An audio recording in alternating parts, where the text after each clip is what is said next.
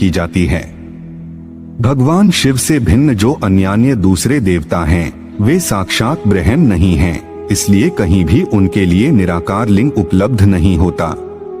सूत जी कहते हैं कि अनंत परब्रह्म से भगवान विष्णु की उत्पत्ति हुई और भगवान विष्णु के नाभि से कमल पर विराजमान ब्रह्मा उत्पन्न हुए। उस परब्रह्म ने ब्रह्मा को सृष्टि के निर्माण का दायित्व सौंपा तथा भगवान श्री हरि विष्णु को सृष्टि का पालनहार बनाया और स्वयं ब्रह्मा जी की भ्रिकुटी अर्थात माथे के मध्य भाग से उत्पन्न होकर रुद्र रूप धारण किया और सृष्टि के संधारक के रूप में स्थापित हुए। इस प्रकार उस अनंत परब्रह्म से 3 देवों की उत्पत्ति हुई, जिन्हें त्रिदेव कहा जाता है।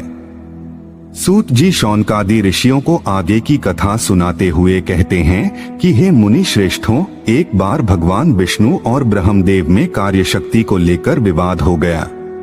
उस विवाद से समस्त देवता भयभीत, चिंतित और अत्यंत व्याकुल हो गए। फिर चिंतामग्न समस्त देवताओं ने दिव्य कैलाश शिखर पर जाकर इस विषय को लेकर चंद्रमौली भगवान चंद्रशेखर महादेव का स्तवन किया। तब देवताओं की प्रार्थना से प्रसन्न होकर भगवान महादेव ने ब्रह्मा और भगवान विष्णु के विवाद स्थल के बीच में निराकार तथा आदि अंत रहित भीषण अग्नि स्तंभ के रूप में स्वयं का प्राकट्य किया। यह अग्नि स्तंभ करोड़ों सूर्यों के तेज से भी अधिक ज्योतिर्मय था। तदंतर श्री ब्रह्मा और श्री विष्णु दोनों द्वारा उस ज्योतिर्मय स्तंभ की ऊंचाई तथा गहराई की थाह लेने की चेष्टा की गई।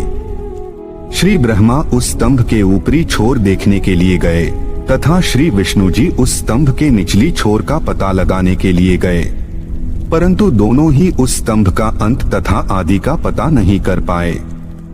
तदंतर वे दोनों ब्रह्मदेव और श्री विष्णु भगवान शंकर को प्रणाम करके दोनों हाथ जोड़कर उनके दाएं बाएं भाग में चुपचाप खड़े हो गए।